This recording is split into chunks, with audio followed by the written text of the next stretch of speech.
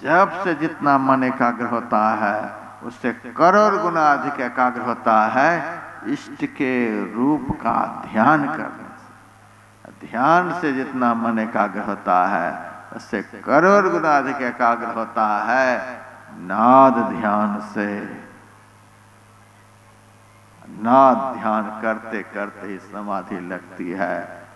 समाधि की अवस्था में मन से पिंड छूट जाता है। प्रशांत वृत्तिकं चित्तं परमानंददायकम असंप्रज्ञात नामायं समाधि योगिनाम प्रिय। मन प्रशांत हो गया, इंद्रिय थकित गलित मन हुआ, मन गल गया, मन का अस्तित्व मिट गया। एकाग्रता के आधार पर यह फल बढ़ता चला गया। आपको शुरू से लगना होगा। यह नहीं कि आपको बता दिया कि सबसे ज्यादा फल होता है समाधि में, तो एक ही बार समाधि लगा दें, बैठ जाए समाधि में, 5-7 करोड़ तो हो ही जाएगा। बैठ जाए समाधि में। एक माई समाधि में बैठी, कंबल ओढ़ लिया, कंबल ओढ़ करके बैठी हुई थी। हम तो ध्यान शिविर चलाते हैं तो देखते भी हैं बैठ करके क्या कौन कर रहे हैं। कंबल तो ओढ़ करके है, लेकिन अंदर से कटर कटर की आवाज आ रही है। ये क्या हो रहा है? माई के कंबल को हटाया, ये क्या ये हो रहा है? माई कहती है, बाबा बड़ी भूख लग गई, पकवान खा रही थी। कंबल ओढ़ करके ध्यान का बहाना बना करके पकवान खा रही है। पकवान की आवाज हो रही है, कटर कटर। क्या यही ध्यान है? ये तो भीतर का भी कटर कटर खत्म करना पड़ता है, तब ध्यान बनता है। आप कंबल ओढ़ करके बहुत फल बता दिए बाबा ने। सबसे ज्यादा फल तो समाधि में, तो एक ही बार समाधि लगा दें। ध्यान के लिए बता दिए बाबा, पूजा पाठ से ज्यादा करोड़ गुना जाप में, स्तुति में, स्तुति से जाप में, जाप से ध्यान में, और 4 करोड़ पीछे हम क्यों जाएं? सीधा ही ध्यान में बैठ जाते हैं, कंबल ओढ़ करके पकवान खाते रहेंगे। काहे के लिए हम जाप करें, स्तुति करें? कभी नहीं होगा ध्यान। सहज ध्यान रहो, सहज ध्यान रहो, गुरु के वचन समाई हो। मेली चित्त चराचित राखो, रहो चरण लौलाई हो। ऐसा ध्यान साधारण है। आपको बाह्य पूजा पाठ भी करना पड़ेगा।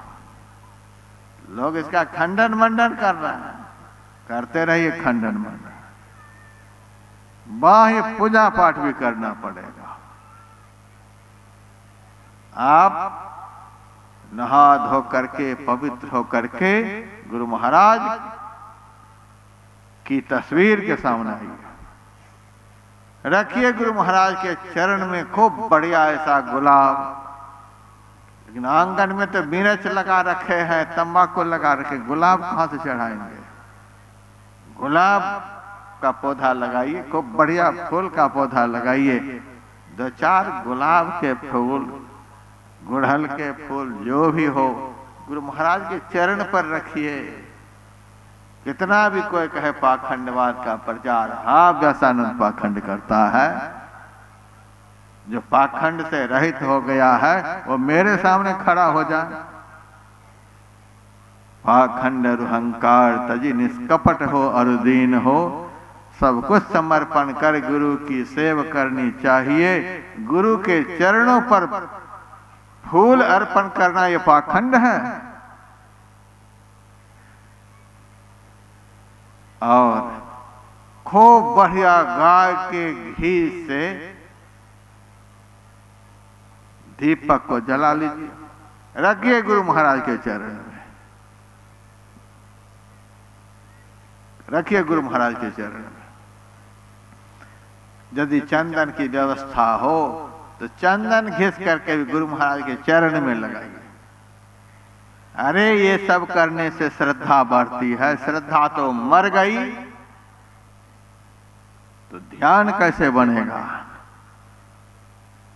गुरु को पहले भगवान मानना पड़ता है, गुरु को साक्षात ईश्वर मानना पड़ता है, ईश्वर को गुरु को परमात्मा का प्रत्यक्ष विग्रह मानना पड़ता है।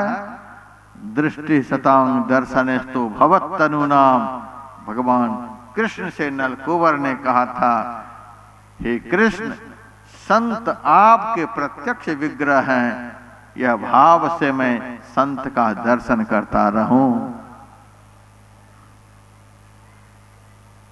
बहुत धर्म ग्रंथ हैं जिसमें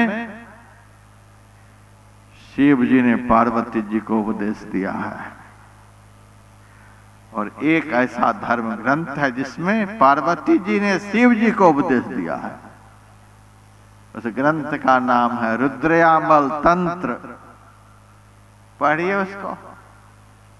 लेकिन यहां से तो आप लोग लेकर के जाएंगे जलेबी, तो रुद्रयामल तंत्र कहां से पढ़िएगा? तेजपत्ता का मुट्ठा ले जाने वाले रुद्रयामल तंत्र क्या पढ़ेगा?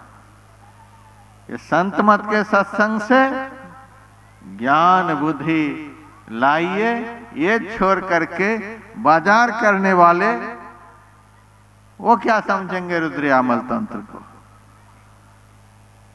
इसीलिए मेंटेलिटी इतनी डैमेज हो चुकी है कि ध्यान सत्संग की बात को एकाग्रता से सुनने के लिए भी तैयार नहीं है। ये तेजपत्ता का प्रभाव है, जलेबी का प्रभाव है।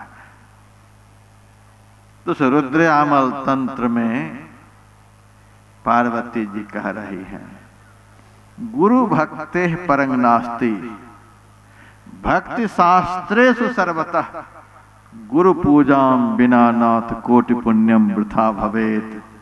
संपूर्ण भक्ति शास्त्रों में गुरु की भक्ति से बढ़कर संसार में कोई भक्ति नहीं है।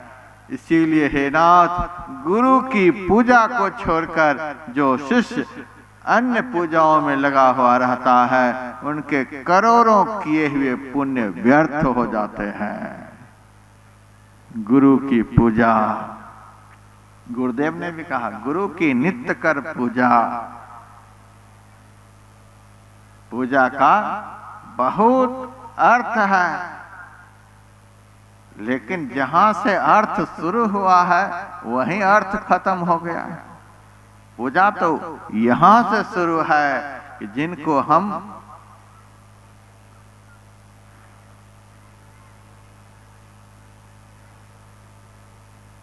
देख रहे हैं, पंडाल कोई अक्षत ला रहे हैं, कोई प्रसाद ला रहे हैं, कोई कुछ, यह संस्कार मिटेगा? मैं खराब नहीं मानता हूं इन चीजों को। आरती के बाद यह काम होना चाहिए और स्तुति से पहले होना चाहिए। अपने आराध्य देव को फल चढ़ाना, अपने आराध्य देव को नैवेद्य चढ़ाना, अपने आराध्य देव को दीपक दिखाना, अपने आराध्य देव के सामने फूल रखना, यह पाखंड है? यह पाखंड नहीं है, यह आराध्य देव के प्रति श्रद्धा है। हमारी श्रद्धा है, हम इनको मनुष्य नहीं मानते हैं, हम इनको भगवान मानते हैं। इसीलिए हमने जहां जहां पूरे ऑल इंडिया में आश्रम बनाया, सारे आश्रमों में गुरु महाराज का फोटो हम कम से कम 4 लाख के लगाते हैं। गुरु महाराज के फोटो की कीमत कम से कम 4 लाख। तब उस फोटो में हमारा मन होता है कि ये फोटो लगाया है। गुरु के भक्त बनते हैं, पाखंड का खंडन करते हैं, और हम जब सत्संगियों के घर में जाते हैं तो फोटो पर मकड़ा का जाला छाया हुआ है। गुरु महाराज के फोटो पर मकड़ा का जाला और फोटो जो शीशा से मढ़ा हुआ हाथ लगाते हैं तो अंगुली में धूल लगती है। क्या यही श्रद्धा है? इसी श्रद्धा से आप गुरु महाराज के भीतर में देखना चाहते हैं। झोल लगा हुआ है फोटो पर, धूल जमी हुई है फोटो पर, और आप पाखंड की बात करते हैं।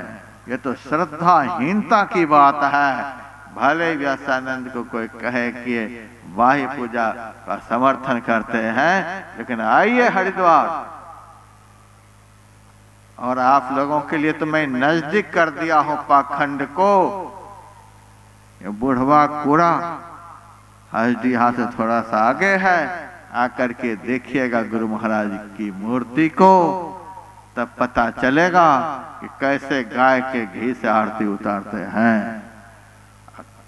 और दोनों हाथ की अंजुली एक एक गुलाब के फूल से भर जाएगी। एक गुलाब इतना बड़ा खिला हुआ है कि आपके अंजुली एक गुलाब से भर जाएगी। यह गुलाब किसके लिए? गुरु महाराज के चरण के लिए है। व्यासानंद के माथे पर नहीं रखा जाता है। जिनकी हम साधना करते हैं, उपासना करते हैं, उनके लिए यह गुलाब लगा रखे हैं। दो दो देसी गाय रखते हैं, दोनों टाइम में 2 गाय में से 1.5 किलो दूध होता है। ऐसी गाय है। उस गाय का घी यहाँ दीपक जलाते हैं तो 100 मीटर की दूरी पर खुशबू जाती है। वह गाय का घी व्यासानंद की आरती उतारने के लिए नहीं है, महर्षि मेही की आरती उतारने के लिए है। इस तरह से आरती उतारते हैं। इस तरह से गुरु महाराज को फूल अर्पण करते हैं। जो कुछ भी करते हैं गुरु महाराज के लिए करते हैं। हम छठ पर्व नहीं करते, हम चौरचंडा नहीं करते, हम जितिया नहीं करते, हम दुनिया की कोई पूजा नहीं करते। हम पूजा करते हैं गुरु हितु हैं, गुरु पितु हैं, गुरु ही जीव के मितु हैं। गुरु सम कोई नहीं, दूजा जो जीवों को उधारा है। गुरु महाराज के चरणों में हम सब अर्पण करते हैं। यदि बजरंग बली भी है तो बजरंग बली में हम गुरु महाराज को देखते हैं। यदि शिव जी हैं तो शिव जी में भी हमारे गुरु महाराज हैं, क्योंकि हम स्तुति गाते हैं ब्रह्म रूप सदगुरु नमो। हमारे सदगुरु मनुष्य नहीं ब्रह्म हैं। ब्रह्म कहते हैं व्यापक तत्व को। हमारे सदगुरु ब्रह्म हैं और वे बजरंग बली की मूर्ति में भी हैं, शिव जी की मूर्ति में हैं, और पंडाल में जितने सत्संगी भाई बहन बैठे हैं सब में हैं। हमें तो राजपुरा के इस पंडाल में गुरु महाराज की विराट मूर्ति का दर्शन होता है। ऐसा भाव जिस दिन जीवन में हो जाएगा कि सब रूप में हमारे गुरु महाराज हैं, आप निंदा किसकी करेंगे, चुगली किसकी करेंगे, अलग अलग क्यों करेंगे, अलग अलग क्यों बैठेंगे, बाईं तरफ लगाएंगे दाईं तरफ। मैंने कह दिया जिस तरफ कोई नहीं लगाए उस तरफ हमारी आसनी लगा दो। बाईं तरफ खाली हो तो बाईं तरफ लगा दो, दाईं तरफ खाली हो दाईं तरफ लगा दो, पीछे खाली हो पीछे लगा दो, आगे खाली हो तो आगे लगा दो। और यदि कहीं भी खाली नहीं दिखे तो गुरु महाराज की गोद में भी आसन लगा सकते हो। बेटा ने बाप की गोद में बैठेगा तो भतीजा बैठेगा, बेटा बैठेगा, गोद में भी बैठेंगे। यदि अहंकार शून्य बेटा है तो गुरु महाराज के कंधे पर भी बैठेंगे। बाप तो अपने छोटे बेटे को, जिसमें कोई अहंकार नाम की चीज नहीं, जो बिल्कुल बालकवत हो गया है, विकारों से रहित हो गया है, ऐसे बाप तो बेटा को कंधे पर भी रखता है।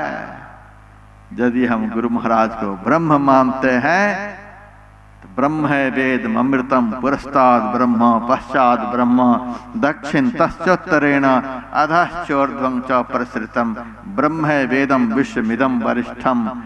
ऊपर नीचे बाएं दाएं आगे पीछे सर्वत्र ब्रह्म ही ब्रह्म रूपी अमृत उमर रहा है। कहाँ से हमारे गुरु महाराज खाली हैं? कहीं भी बैठने में कोई दोष नहीं है। ये बायां दायां,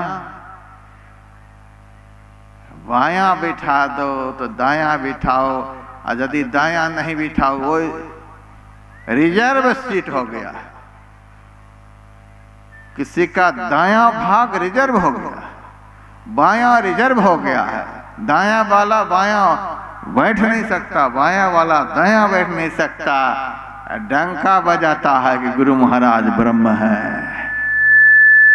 गुरु महाराज ब्रह्म है और सीट आरक्षित करवा रखे हैं। क्या यह संत मत का मंच जनसेवा एक्सप्रेस है, दुरंतो एक्सप्रेस है, राजधानी एक्सप्रेस है, north east super fast train है? संत मत का मंच और सीट आरक्षित करवा रहे हैं, वेदांत का ज्ञान सुनाते हैं समाज को।